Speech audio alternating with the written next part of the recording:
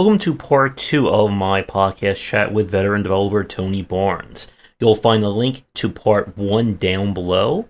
With that said, this is going to start right where part one ended. So I hope you enjoy things, do all that great YouTubing stuff, and here we go. Oh yes, and the point about understanding churn rates and when people stop playing a game, that's something that I've been really harping on over the last 2 to 3 years. I've been spending more time looking at the Steam achievements of games, and it is shocking about I think that's another really interesting blind spot for a lot of developers is understanding why aren't people sticking with your game. It's easy to look at a game that says, oh, this game sold 1.5 million copies, so it's a huge success. We should just copy this game 100%. And then you look at the Steam achievement page or whatever, and it says, okay, 80% of the player base stopped playing after 30 minutes or an hour. And it's so hard to understand why people aren't sticking around to these games or what is stopping them from getting into them. And it is, again, one of those aspects that if you don't understand it, if you just try and copy Vampire Survivors or copy Doom or Mario, whatever, and you're not understanding what stops someone from playing these games, it just feels like one of those death by 1,000 cuts scenario. Mm. Yeah, again, as a professional, you should, uh, you should take the time to actually analyze.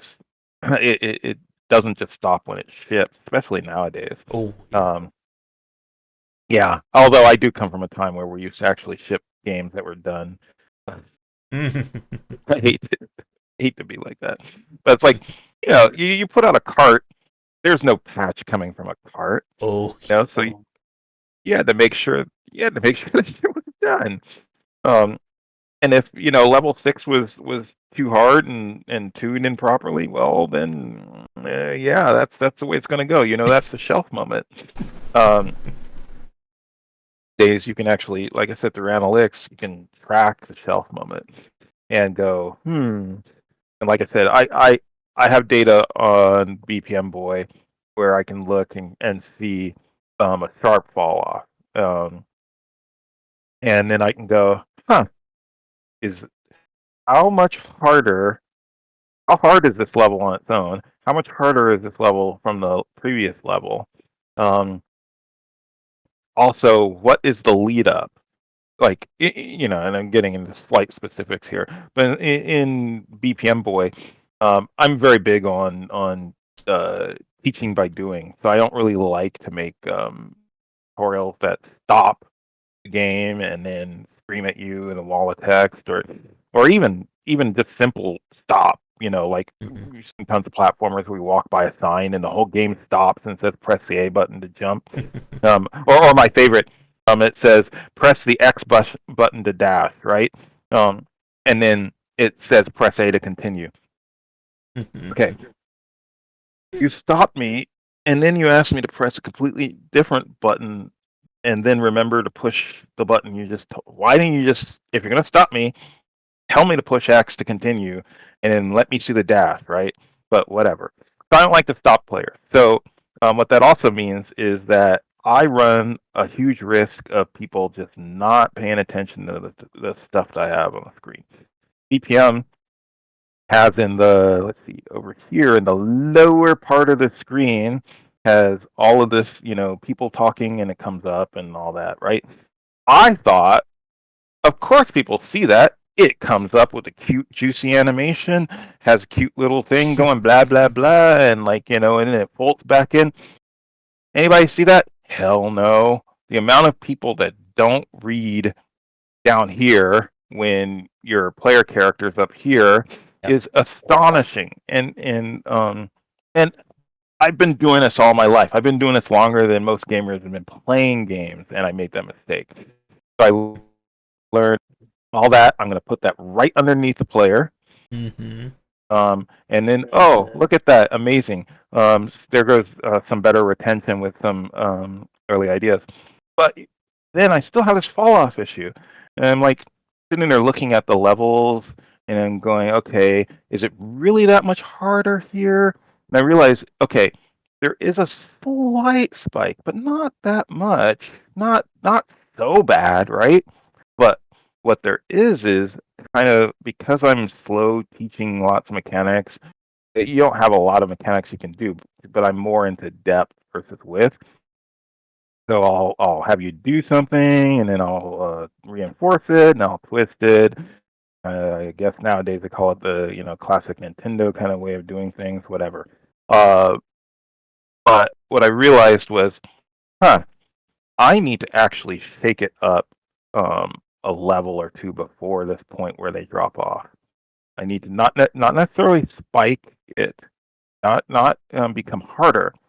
I need to actually introduce something that happens later, which is the first bunch of levels all are about maneuvering. They're all about learning how to move and learn the weight and the ball and all this stuff, and then learning how to deal with hazards. Um, but there's no enemies really for like the first, like the first quarter of the game. There's just hazards in the environment. Um, so I need to take a level with an enemy and pull it up here and detune that level a little so it fits over here instead of where it was. And then lo and behold, retention grew. Why? Because people weren't bored, for lack of a better term, or assuming that the entire game was just the platforming without any environmental or any AI, sentient beings, um, and smoothing out the difficulty curve just a little before I ramp it back up. Those things, along with, of course, taking the yakety yak of what you should be doing and putting it right in your face, those things help. Go from 20%, up to about 45, which I feel is pretty good, pretty good numbers. As soon as I release on a new fresh platform, so I can pitch test with, it's kind of saturated on the platform that it was initially released on. Then I could see a much better retention curve overall. But again, it's like if you're a professional, and especially if you're a solo or a designer, these are things you should be thinking about. Like to me, I remember what was I working on? I was working on something, and the exec said, "They're not playing it right. Are you going to fix that?" And I said, "What am I fixing? Like, it's not broken. The game doesn't break. They're just not doing what we want them to do, but they're still playing. Like, look at the hours that they've clocked in. They're still playing, right? I don't care how they play as long as two things: they're having fun and they're playing. As long as I have them, then we're cool. And as long as they're having fun, then we're cool. Because the point to me is to, entertain you and immerse you and to make you into a fan so that, the next thing that I do, you're like, ooh, what do you got next? And I can, do it again and do it again and then we can date and get married and all that fun stuff. It's, that's that's that's that's where I want to be. I don't want to force someone into a box that just because they're not playing correctly. Once had a designer say,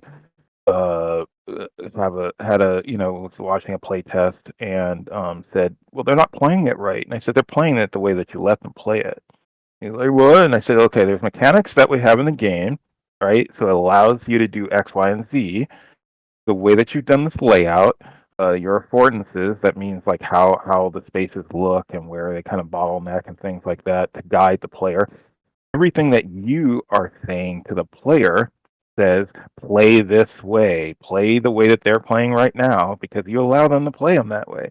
So if you don't want them playing that way, it's not their fault, it's our fault. We need to change something. We need to change the mechanics, change the way that the level is laid out, change the camera. We need to change things on our end because we've communicated to them this is a way that you can play. If we go and arbitrarily inhibit that, they're going to go, oh, Okay, okay. I gotta be in I gotta be in the designer's head now. Okay, great. And takes them out of it. When as a gamer, you want them in it, entertained. Hmm. And talking about like playing the game the right way or the wrong way, as another thing that's going to make me start screaming if I see like one more article saying like Dark Souls is only good because it's brutally difficult, or Oh you know Lord. you should only play if you don't play Dark Souls exactly soul level 1, or you do not use any magic or something, you're playing it the wrong way. Those are things that I think I will have to like jump off a rooftop at some point. Yeah. Souls clones are another one where people just look at the surface level. They have Ooh. no idea why something is the way it is, and then they just go and they say Souls like, and they slap together what they consider. It's like, oh That's look, the combat is slow and weighty, and I die in 2 hits. Souls like, ship it. That It's is like, the my next book that I just finished writing is on Souls like design. That one's I think coming out early next year, and yeah, that was an interesting one to like explain to people. No, it's not good because it's difficult. That's there's a difference between difficulty and challenging. Just because you mm-hmm. die in one hit doesn't make it good. No, no, and I mean the the thing to do with designers is to abstract out the things that they think make something a Souls like, and then apply them to other games and other genres, and say, okay, so is that game now a Souls like, and is that game good? Most importantly, is that game good now? Good that you can add, and now you only have one down. What's make it work? You know what?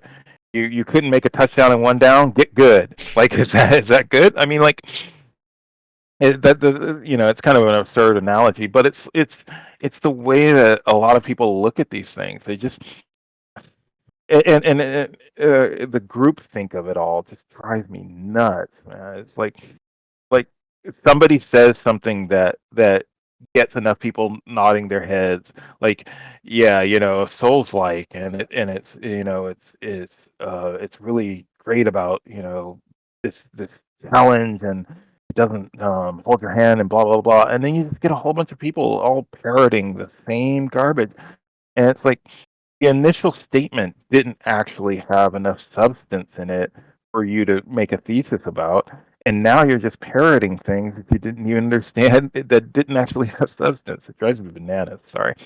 Hmm. Oh yes, and like with your background playing or designing so many like action focused games, like action design is very challenging to do right because of that. It is a combination of the feel, how much you want to like hit the player, how much you want to like hold back. And the point you said earlier about introducing an enemy earlier in the game because people were getting bored of the game, prior to that point, that is another like we are almost like 2 hours in. It feels like we just been talking for like 20 minutes, but That's what I was telling you. Sorry. yeah, no, I'm used to this. Like this is like the normal time for some of my discussions. Like I have seen so many indie games where the first 15 to 30 minutes just loses people because you're just repeating the same note over and over again. In Mm-hmm. the video I just put about 2D platforming design, the last example that I mentioned as a dome was a game that I said, this is a good game. Like, structurally speaking, this is a good platformer. But it does nothing with the formula. I went 10 levels, I spent like an hour, hour and a half playing, and I'm just doing literally the same thing level by level. Yes, maybe it's a, forest world or a lava world or a sky world, but Right. I'm still jumping on the same platforms, I'm still bonking on the same enemies, and most people just got tired of it. And it's why we see so much. Again, it's why I think it's so important to study churn rates and why people leave a game. Because to a point you were saying earlier, that I thought another really good one about save it for a sequel. Like if you don't finish the first game, you're not going to make a sequel. If people hate your game or they check out of your first game, they're not coming back for your second game or your third game. And I've seen so many indie developers have that problem where they're not learning game to game. Yes, you made, your 15th platformer, your 15th shooter, but it still feels the same way as your other 14 shooters. And why should I keep playing the same game over again? And Right. it just ends up feeling like it just feels like wasted effort at that point. Yeah, and I mean it's something that I feel like should be built into the DNA of any budding uh, game developer in today's age, because when I started, the amount of competition was much lower, Mm-hmm. um, and the problem at that point was distribution and mass market adoption. Nowadays, being a gamer isn't like some sort of pariah or anything like that. But and distribution is not an issue to the point where discoverability is the issue. But um, you would you would think that that would be like so paramount in someone's mind to be like, I have to make sure that I'm reeling the player in and kind of, hey, we're all buddies. Come and play, and don't you want to play with me more? By acing things and making sure that I don't know, I'm a very mechanics person, so like if my player character doesn't feel right, I don't move on from that. I make I if BPM didn't feel right in a box, then I wasn't moving on from that. I was working on a Dirty Harry game, um, and uh, I told I inherited this house on fire that was Dirty Harry, and I told the team who were working on a prototype, I said, if you can't get this guy in an empty box with 4 posts, like just feeling good. If me just walking around spinning in that box and shooting those posts doesn't feel good, we have nothing. It doesn't matter what kind of next gen graphics we have. It doesn't matter about the story. It doesn't matter if Lawrence Fishburne's going to be in it. None of that matters because I'm walking around as Harry and it feels like shit. We have to make sure that in a blank box, that's number one. Then number two, I shoot somebody. That has to feel great. When I say feel great, it's pull the trigger. What does Harry do? How does it sound? What happens to the screen? And most importantly, and what we all knew at Collective for the most part was the reaction. The reaction is the most important thing. I see so many people making fight games now, especially like Spectacle Fighters, which I love. I mentioned Darksiders, love it. Um, the reaction is the most important thing, and the fact that people don't seem to understand that, and they let these amazing attack flurries of VFX porn go all over the screen, and there's numbers flying everywhere, but there's no hit reaction from the enemy, and I'm just like, am I the only one that like watch behind the scenes things of talking about like how stuntmen, the wire pull, like someone gets shot in an old western, and they go and they fly back Mm-hmm. through the glass, and the glass breaks and all that stuff. Every single part of that is to make that gunshot and to make that feel just amazing and to make Clint Eastwood seem like he's the most amazing badass gunman on the planet. And he didn't even shoot a lot of people in High Plains Drifter. He didn't shoot a lot of people in freaking Dirty Harry movies. He didn't shoot a lot of people, but every shot was so visceral that people were like, "That guy was amazing. He went and blew away a whole bunch of people." No, you think that, but so it's like make sure that whatever you're doing at its core is fun on its own. Make sure that get that done. If you can't get that done, you don't. Just like the jump. It's like Mario jump. If I didn't have that jump right, I was like, I can't get this jump right. Okay, time to make something else that doesn't have a jump. Or, nowadays I would actually study and refine it and everything. But back then it was like, Mm-hmm. And like what you just said there, that is again like I'm wearing my like besides the Soul Cycle, the one I'm wearing right now is on shooters, and I'm going to have to explain to people what gunplay means. Again, that feel of the weapon in the player's hands, and yeah, like oh my goodness, I've lost count how many games I play where you hit the guy and he just stands there, or you'll just see like 3 points of damage, 7 points of damage, and right. again like I I feel like you may have like watched my video on platformer design already, or maybe like copied you because it is such. Because I said that very same point again about if it doesn't feel good to jump, you don't have a platformer. Just like if it doesn't Yeah. feel good to swing a sword or punch an enemy or do like a JoJo's Bizarre Adventure aura rush on someone, you don't have an Right. action game. Yeah. I and it baffles me that people miss the fundamentals. Really, I'm not sure what they're focused on, but it's Mm-hmm. get the core right. I mean, this is an interactive medium. It's not passive linear entertainment. Um, there's over 100 years of that already. They have that down. How to make movies and television. They have that down. We Mm-hmm. haven't. So we haven't gotten there yet, and there are people that will chase that, and that's all well and fine. But I don't think as a medium that will survive the next 100 years that we should be chasing after someone else's medium. We are interactive, and Mm-hmm. therefore, and that I actually love a lot of what's called walking simulators.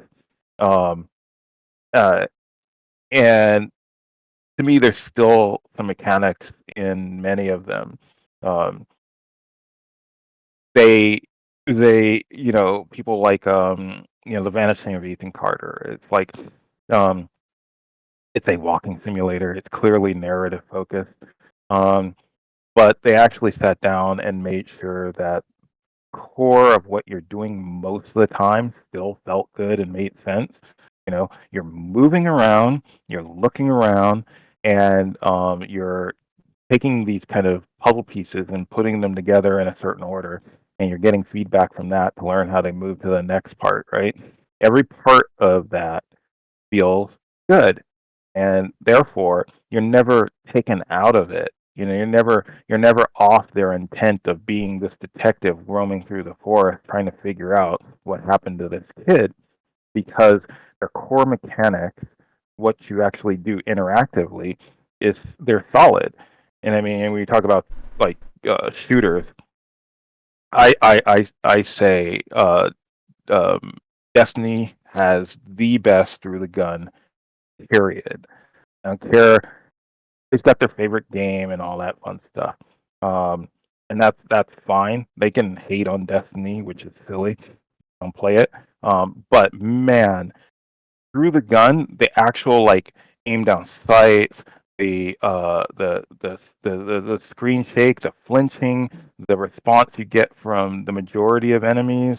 They do have some sponges that they've invented recently, but because they keep getting bigger and bigger. But for the most part, is world class, and anybody making a shooter needs to study that. They need to study Destiny. It's through the gun. They obviously need to study COD through the gun. They need to study Apex. If you don't get to that level, then you're wasting your time. Mm. Now, if your game is a boomer, as they call it, then study the best boomers. But still look at still look at those top games that I just mentioned, because then what you can do is you can utilize the knowledge of what you like about the boomer, and then you can then the new, the Apex, the Titanfall, the Destiny. You can fold that in and then come out with something new. I'm big on evolution. You know, I always think that evolution is more important than innovation per se. Somebody somewhere is always going to innovate, right? Someone's gonna come out of nowhere. But if everyone's pursuing that, I feel like a lot of times, like, you're missing the greatness that you can get from evolving something, right? If I were to make a boomer, if I were to make a boomer tomorrow, um, I'd pull on my knowledge of decades of Quake 3 arena playing.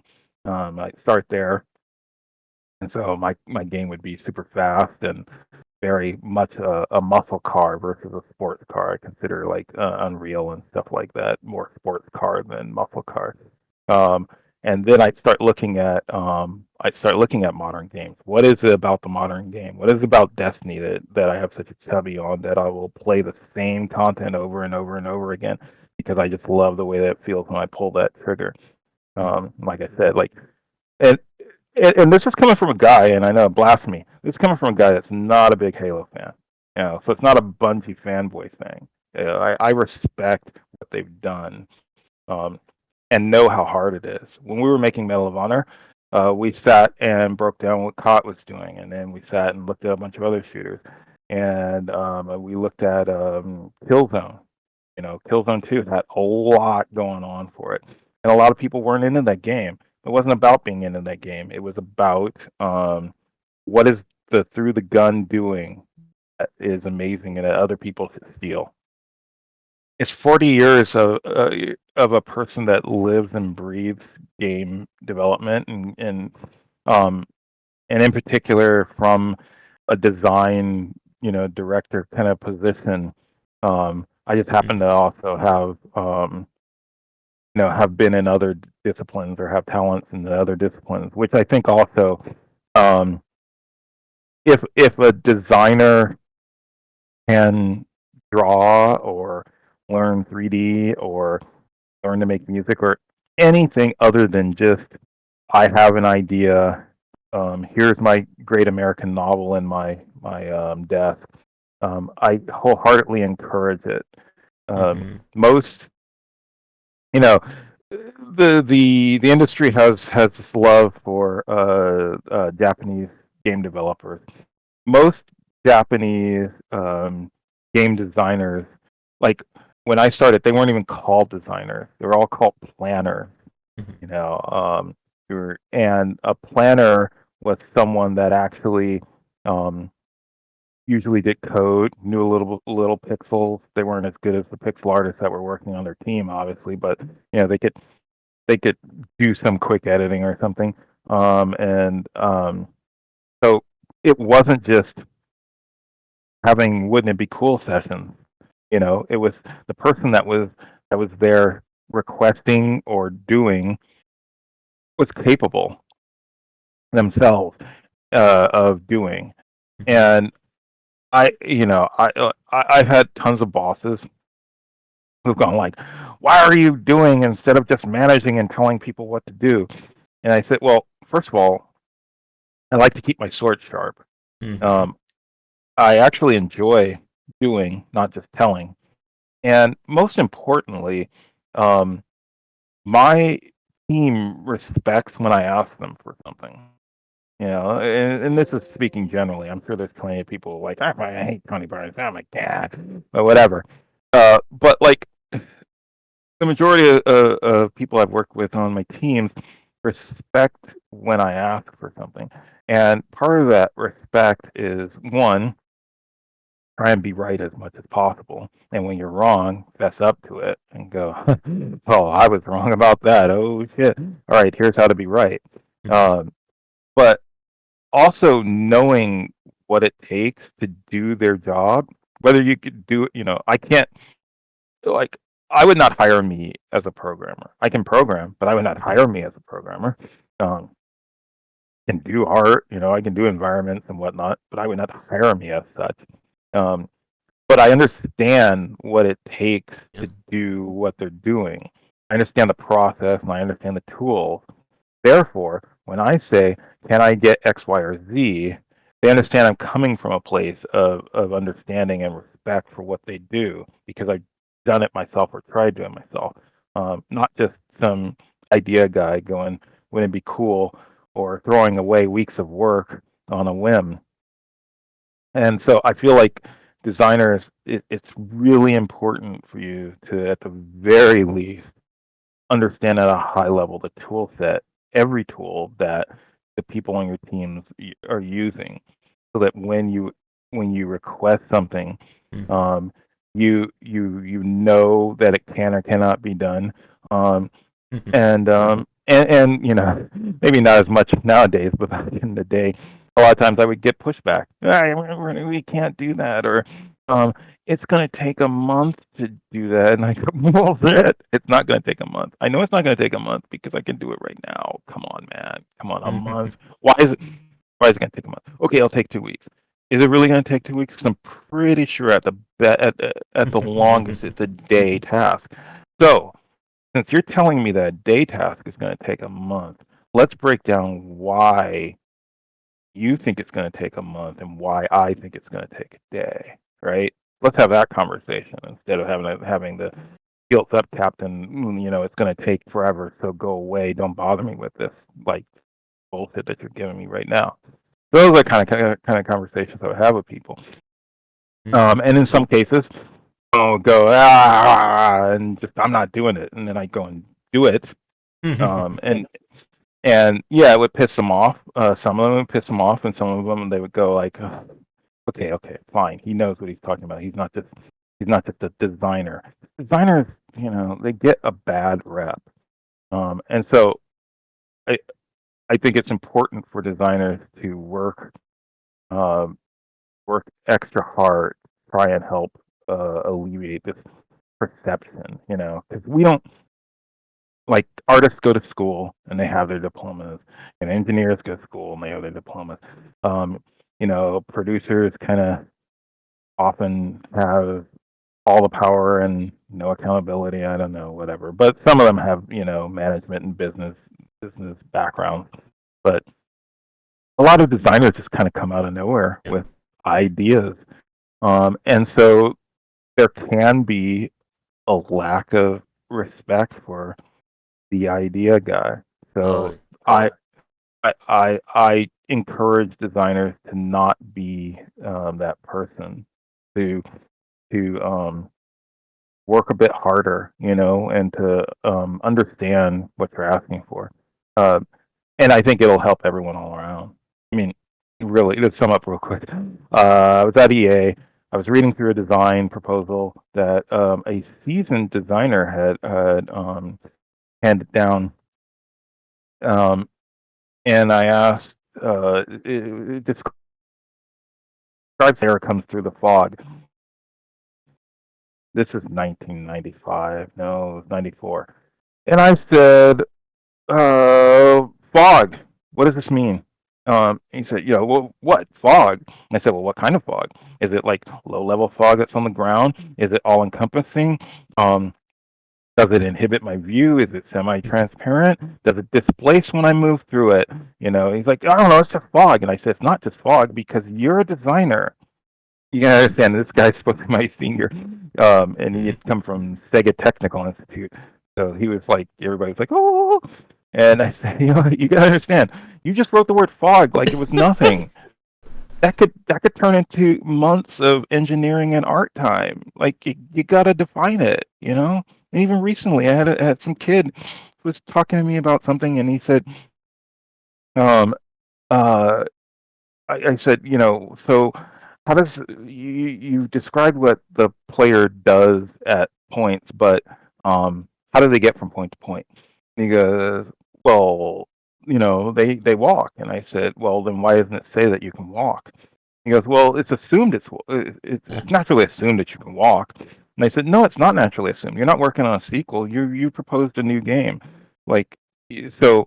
Somebody who's very literal and breaks out all this stuff into tasks, all of a sudden make it so that you only have these vignettes that you've described, and then I guess what, you teleport from vignette to vignette? Can you move around through the vignettes? Like you haven't defined just the core basics, and that's your job. And he's like, as a designer, I don't have to design. I don't have to talk about everything. I said, absolutely, that is your job, is to talk about everything. What you can do from moment to moment, and what you can't do. That is your job one. Yep. And like that, that focus on just the big moments is something I see again is a constant trap that developers can fall into when you worry about, okay, the player has to go 2 miles down the road and they'll get this amazing cutscene. But what does it feel like to What walk happens? 2 miles down the road? Right. And again, like if that feel, even if it is like to go back to your point about like a walking simulator, if walking doesn't feel good or the player's getting tired of walking, they're not going to care about the emotional reveal an hour in. They're not going to care about how much work you put into making the story resonate. They're going to be like, Right. this walking's boring. I do 40 more minutes of it. Uninstall. Thanks for Mm-hmm. playing. Never going to see you again. And like, we do not have like the time to get into this next point, but how much like the idea of refunding or you're not tethered to a video game anymore has Well, really like shifted, I think, everyone's expectations of a game and what it means to play them. You earlier you mentioned of course cartridges. Again, like there's probably some people who are wondering what the heck we're talking about with a video game cartridge. But yeah, I remember getting a game for like the 3DO that had a bug in it. There was no patch for it. They had to ship me a new CD. So I have, I have disc 1, I have disc 2, then I have patched disc 1 disc that I wow. need to play when if I want to make sure that it's working. And yeah, like you you really can't you can't assume that someone spending money on your game means that they're going to play it all the way through. If your game is bad, if it's horrible to control or doesn't feel right, that doesn't take 15 to 20 hours to figure that out. They'll know that within 10 seconds. If you're earlier you mentioned like the main menu, if your menuing is horrible, people will go like, and then they'll uninstall it, refund it, and you'll never see them again. And like this is how much things have really changed for developers, and it's why, as we're like saying about like developers who kind of get in the ones that don't. Again, I have played fantastic games from indie developers that maybe only have a year or two of experience. Maybe it's their first game. Maybe it's just like their first like actual like retail game. And then I've played games from supposed seasoned vets, and it's just horrible. Mm. To go back, like as you're like, here's another thing that just drives me up the wall when I see it. When developers like make like a massive 3D space and there's nothing in it. All Like, right. okay, like it's like here's where you need to go, but you have this entire world, and it literally serves no purpose. Like, there's nothing to explore. There's no characters. Just they just put like massive space just to have massive space. And It's yeah, it's polygon porn. yeah, Look at how look at how big and how much I can draw, but why? Right? I yeah, mean, and that's kind of like why a lot of games. It's not just for like occlusion culling or performance issues, but there's a lot of games that will snake you through a path and it's tight and it's claustrophobic and then it opens up, right? And it's because our brains need contrast and we need breadcrumbs and we need these reveals to keep us going and to make us want to go over the next hill or whatever. These big open expanses of nothingness. Yeah, I don't understand why people create such large spaces when they don't have what it takes to fill that space. You know, a classic is I'm going to make amazing zombie shooter thing, right? And it's going to have zombie hordes. Sure. fine, whatever. Um, and then the first thing that the people do is, they make this big giant city, or they buy it from the asset store, whatever works for them. Um, and that big giant city can accommodate several lanes of traffic, and crowds and people and all this kind of fun stuff. But can it really? Because your game can't. The CPU and GPU can't accommodate all of that, and you generated these spaces that are gigantic. And now your intent, the core of your game that you started out with, was to make this zombie horde thing, right? And if you think zombie horde thing, right, and you actually, again, attach some intent to that, what do you want the player to feel? I want them to feel overwhelmed. I want them to feel anxious when the horde's not on top of them. I want them to feel overwhelmed when it is on top of them. I want an adrenaline rush to push back players into places that are safe, right? Tighter spaces that these hordes can't get into, right? Okay, so if that's your intent, right? Spitballing. That's your intent. This gigantic city that you've made cannot accommodate that, because it means that you have to have tens of thousands of these zombie NPCs everywhere. And you need to, more than Dynasty Warriors them, you need to have them figure out how to become aware of you and corral, and to create that tension and that anxiety as this wave, this actual wave comes at you. So the bigger you make the space, the harder you have to work. Everything that we do in game making is hard work. Why make anything harder for yourself?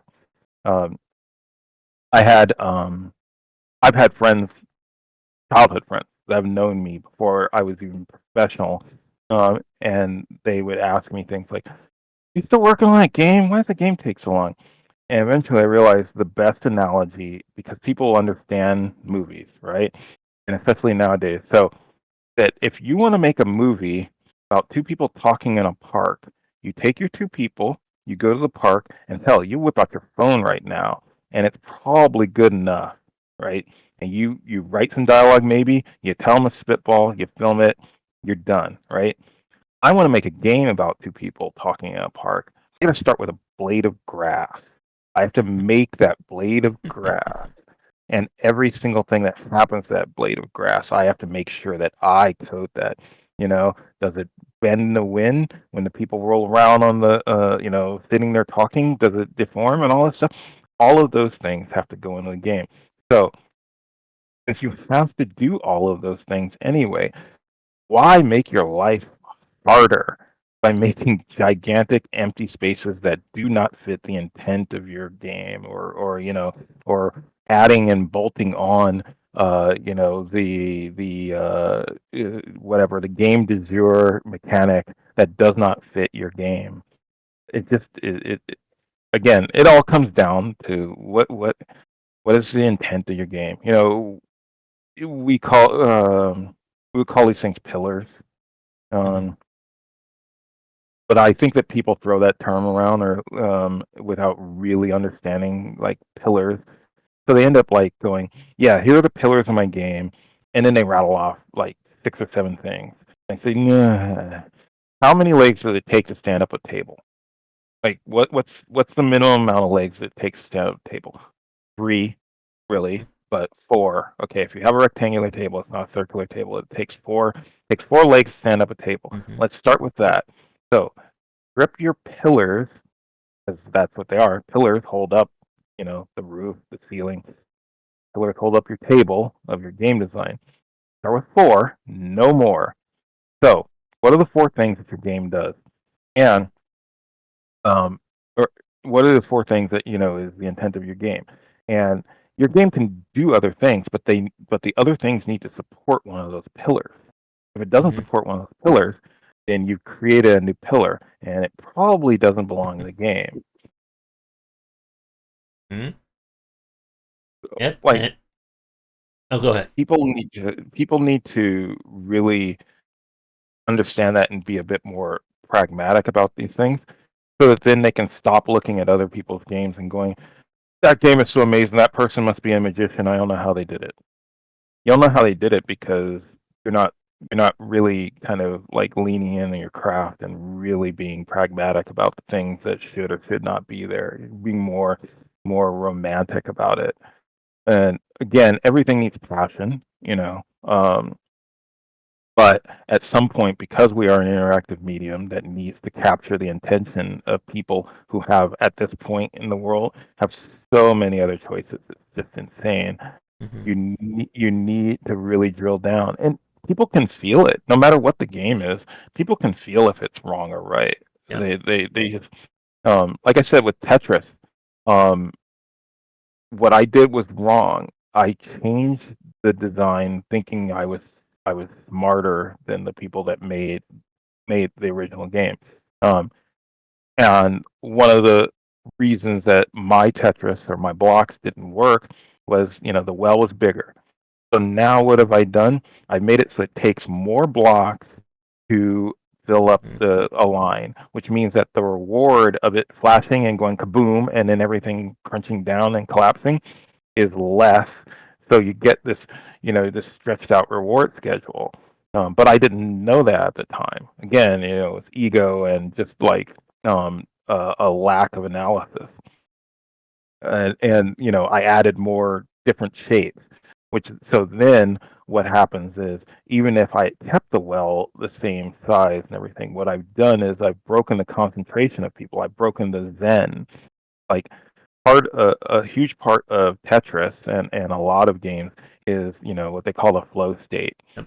So you get into this zen like state where you're one with the mechanics. um, you have a pretty good grasp or a firm grasp on their the mechanics, um, and therefore everything becomes second nature to you. But by adding a bunch of different shapes, it pulls players out of any sort of getting close to that zen moment because there's too many permutations to keep track of. And so you couple the too many permutations with not enough reward fast enough, and you get blocks which nobody's heard of, and you have Tetris, which is the number one game ever created. Blah blah blah blah. Hmm. And yet, again, there's so many things we could like spend the next 2 hours talking about. The idea of Sorry. over complicating games is such a another easy trap that it is so easy to just think I just keep putting more and more in. We want more graphs, we want more numbers. Just give the player, just fill the screen with numbers and it'll make your game deeper. But no, it just ends up making it confusing. Again, if the player can't feel why it's good to walk around, if you try a walk and no, your walk gauge wasn't high enough so your character has to stand still, it's like no, like they're not Wow. going That to they're not going to want to do busy work to enjoy your game. Nope. Yeah. Yeah. And I mean, there's a handful of people that would dig on that, but that's not. Mm-hmm. I mean, maybe some people do make things, and that is their customer. They make these things that are very obtuse and everything, and Yep. that's their customer. I think if you're uh, honest with yourself, then you can do that, and that's fine. But there are a lot of people that accidentally back into stuff like that, Mm-hmm. and then go, "Why? What? I don't understand. Why don't they get it? Why aren't they playing it right? Blah blah blah. Why don't they like me?" And Mm-hmm. um, and it's like it's not you. You know what?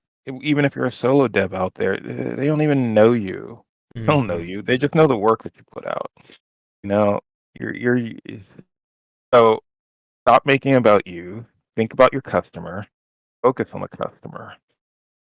And then make sure that your craft and your art fits your customer. Mm-hmm. And I think that is a fantastic point to end this conversation because we're approaching almost 2.5 hours. And I could sit here and talk all night, but I think we'll both like start to fall asleep at the keyboard eventually. And at some point, I should Oh probably put yeah. some food in. I need to get that engine going too. But Oh yeah, and I have a game that I have a self-imposed game jam, so I have till the end of the week to finish a game that I just started. So that'll be fun. mhm. Um, I'm gonna yeah. be doing my own game jam probably, or I'm gonna host one for February. Speaking Oh, about like doing like having people think outside the box. The last one I gave them the challenge of give me a different kind of platformer, and no one could think of something. And I just really? said, yeah, like I said, give me like a recontextualized jumping, change how jumping works, and they're like, no, that's too hard. I'm like, really? I came with like three ideas while I was typing up that one concept. Hmm. Like like people think that my game I'm going to try and make the next game jam easier for people, so hopefully I get some more ideas. But again, like to your point earlier about having to think about all this stuff, it is generally important to be able to understand that, to understand why, like what's your game about. I swing a sword and I shoot someone, okay, but how do they do that? Why do they do that? What does it feel like to swing a sword? If you can't answer these questions, then you're just throwing stuff against the wall. And as you were saying earlier, like there are people who've gotten really lucky. They threw things against the wall and they may have figured out something really cool out of that. But the point, like something that when I speak to a lot of developers who've been in this industry for a long time, like I've interviewed Jake Burkett a few times from Gray Alien Games. Oh yeah, Jake and I go back. Like you have to plan, you have to understand what can you do, what can't you do, because if you don't do that, and you like as you were saying, like if someone does something horrible and it took them like 5-6 years of their time to figure that out, well, how are they going to be able to make another game after that? If you can Yeah, figure out within like a month, hey, this idea I worked on is absolutely horrible, let's not do it. Okay, well, you just saved yourself a lot of headaches and time and money on that. yep. And I've seen even recently, I've seen some really talented people. They release a game and they're like, I'm done.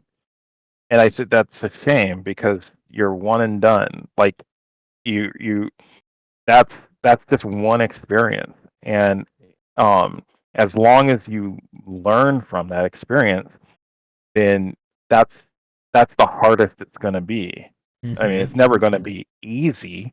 Making games is just not easy.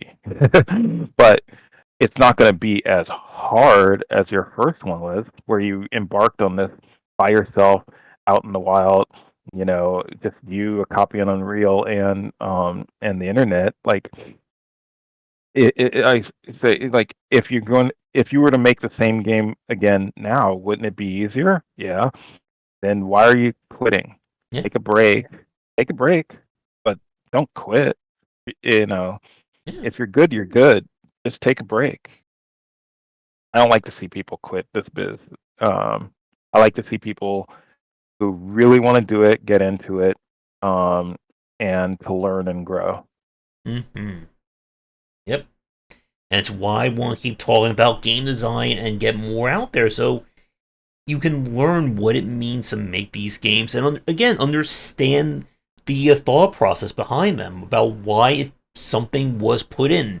Oh, and like here's my final pointer. I'll just keep going on. Like the people who call a game stupid, just that irritates me. I've heard so many like YouTubers and streamers say, "Oh, well, this is stupid because of so and so." Well, is it stupid because you couldn't figure it out?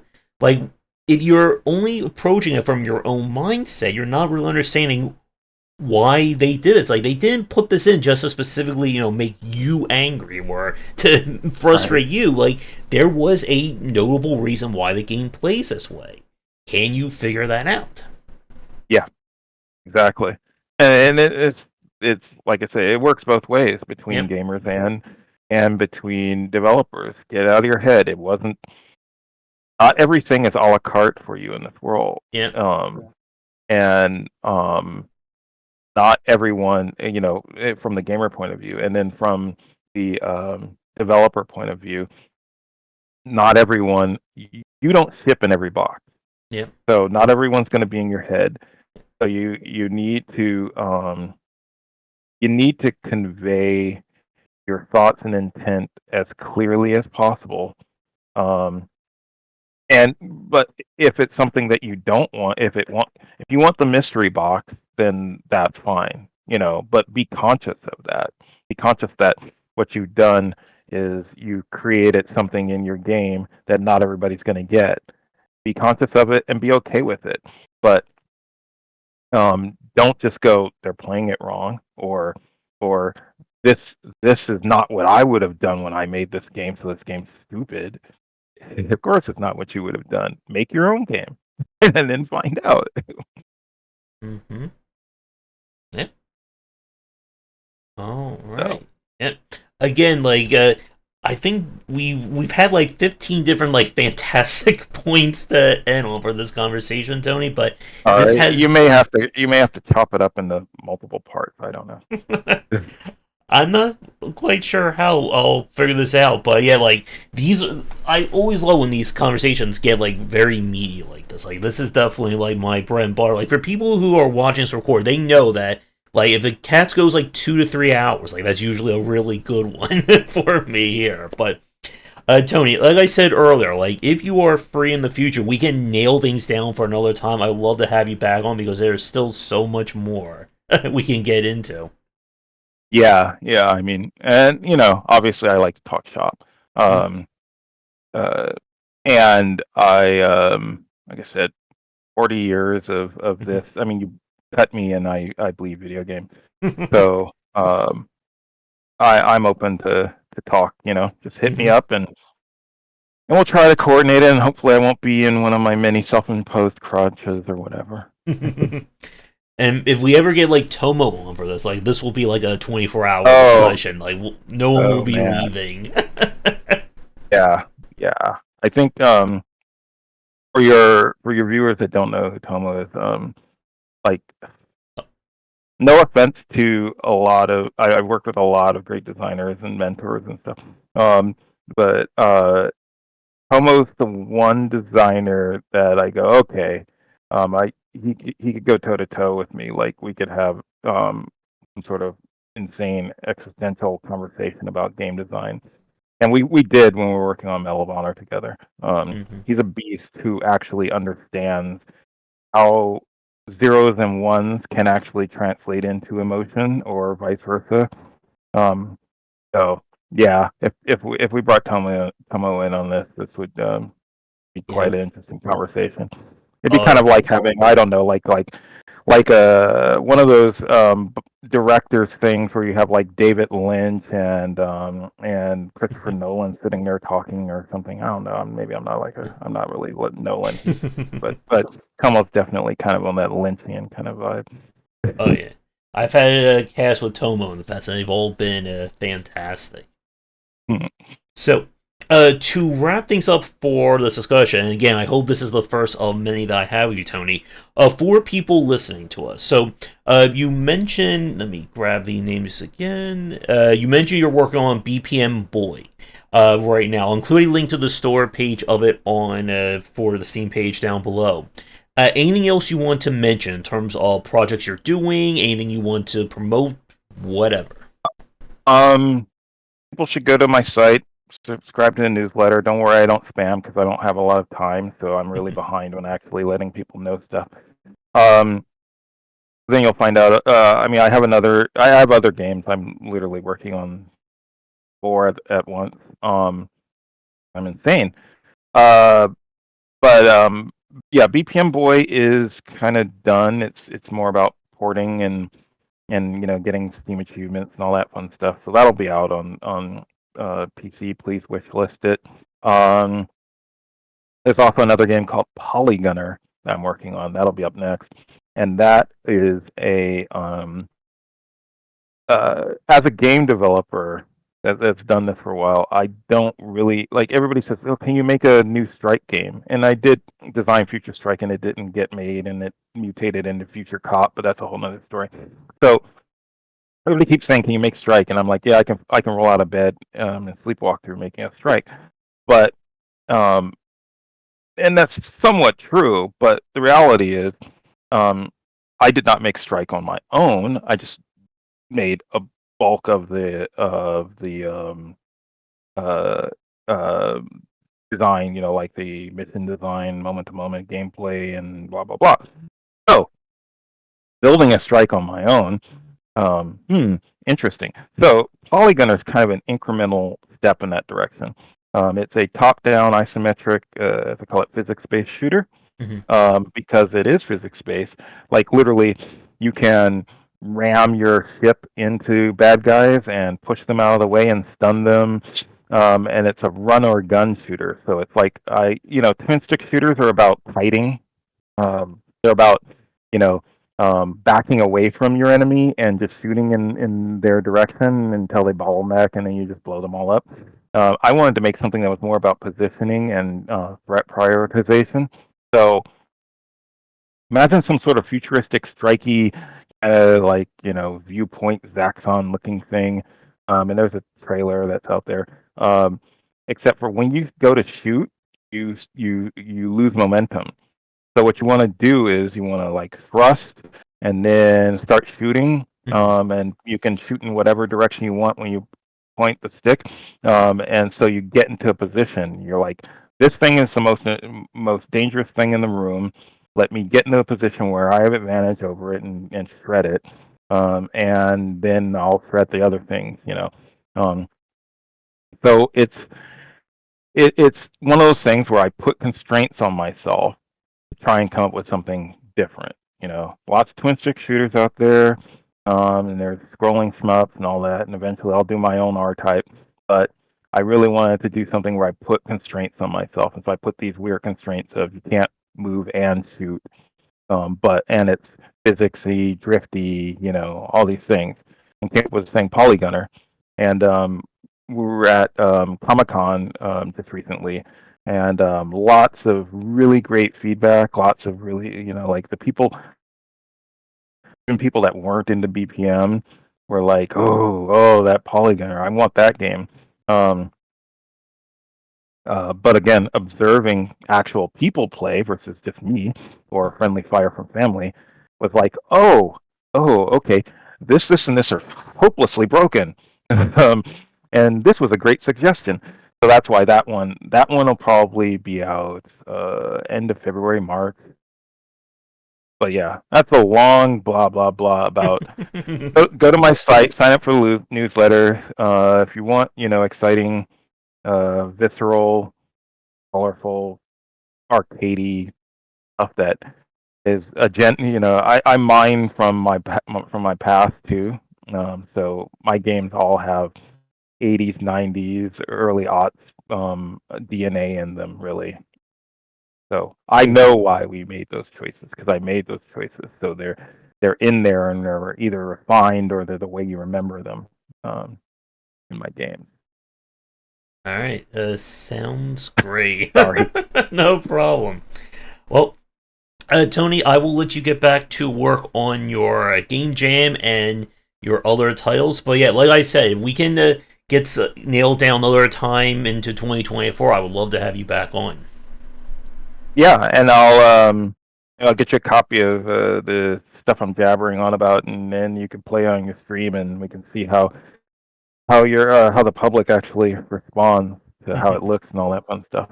All right. So, with that said, everyone, we're going to wrap things up. For everyone who's still watching, thank you for tuning in. If you're new, do the YouTubing stuff. Check out the Discord, the Patreon, buy all the copies of the books. You'll find links to, Tony's site and the Steam store pages down below. And come back for daily discussions on game design here and on Game Wisdom, where you examine the art and science of games. Until next time, take care.